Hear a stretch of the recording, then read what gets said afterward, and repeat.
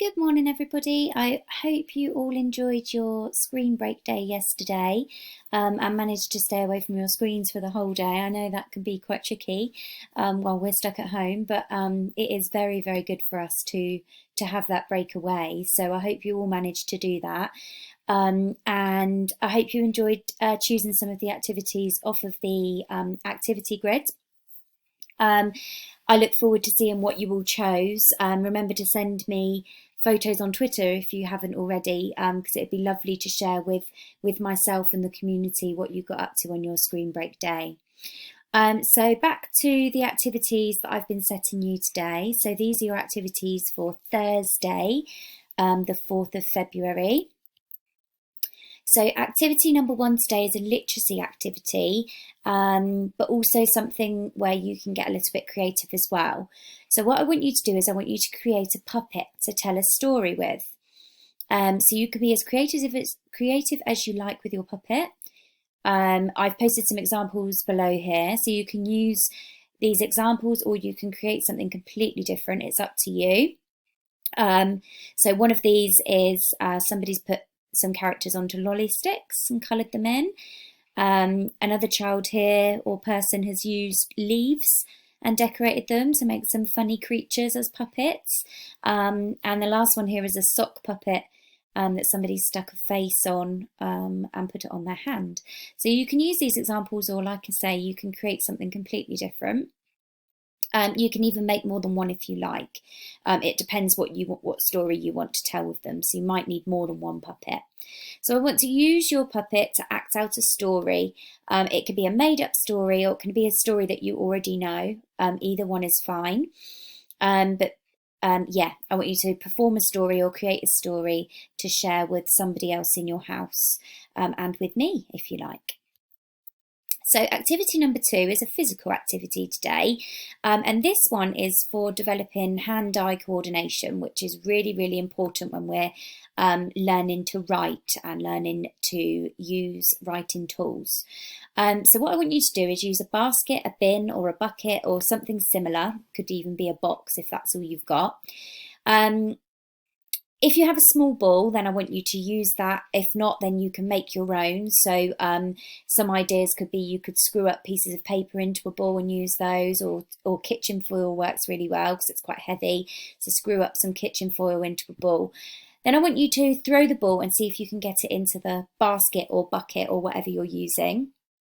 If it's too easy, then what you need to do is move the basket further away to make it harder. And I want you to see how far away you can stand and still get the ball into the bucket. You could use this as a really good turn-taking activity. So you can take turns with your sibling or your grown-up. So you have a turn at throwing a ball, and then your grown-up has a turn at throwing the ball. So take it in turns to do this. Once you've had a bit of a practice with it, you could then have a bit of a competition and count how many times each of you can get your ball into the bucket or basket. And then you could have a winner of who gets the most in. If you do complete this, then maybe you could use your ball or your screwed up foil or whatever you've used, and you could try having a game of catch. So start by standing quite close to each other and throwing it to each other. If that's too easy, then move further apart. See if you can still catch it when there's a bit more of a space between you. So yeah, like I said, this one is to develop hand-eye coordination. So I look forward to seeing how you get on with that. Activity number 3 is a number leaf activity today. So this is a maths one because it's all about numbers. So what you're going to need to do today is you're going to need to head outside. It's very important that we get outside and get some fresh air, especially while we're stuck at home. So I want you to go outside and I want you to collect 10 leaves. If you really can't go outside or you don't have a garden, there's many reasons why people can't head out of the house at the moment. So I understand. So you can just use pieces of paper if that does work for you. So what I want you to do, children, is get your grown-up to help you to write numbers 1 to 10 on your leaves, okay? So you've kind of created like number cards as such. You can see an example in the picture on this screen. So what I want you to do is use these numbers to make a number line. So you're going to put the numbers, shuffle them all up, and then see if you can put them into order from number 1 all the way to number 10. Okay, and once you've had a go at doing that, if that's too easy for you or you've finished that one, you can play a little game with your number leaves. So you can turn all the leaves so that they're face down on a table or on the carpet, mix them all up so they're all in a funny order. And then you can pick 2 leaves up at the same time, see if you can say which one's got the higher number and which one's got the lower number. You could then take it in turns with your grown-up. So you pick up a leaf and your grown-up picks up a leaf. Which one has got the highest? Who's the winner? Who's got the highest number?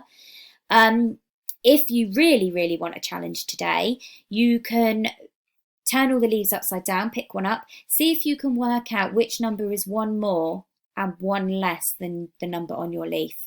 So if you pick up a number 3, you might say, oh, what's one more than 3? Let me count. 1, 2, 3, 4 is one more than 3. Now, what's one less? What's the number before 3? 1, 2, 3. So number 2 is one less than number 3. So have a go at that with some different numbers. And that's quite a tricky one today. So don't worry if you find that one a bit hard. It's all about practicing and learning your numbers. So just give it a go for me. So they are your activities for today. I hope you enjoy all of those. They're all quite creative ones today. So it should be quite fun for you to engage with those. So have fun, children and grown-ups, very important. And good luck with your activities. And remember to share any evidence with me at the end of the day. I look forward to seeing what you get up to. And I'll see you tomorrow on Friday for your last home learning activities of the week. So have a great day. Bye bye.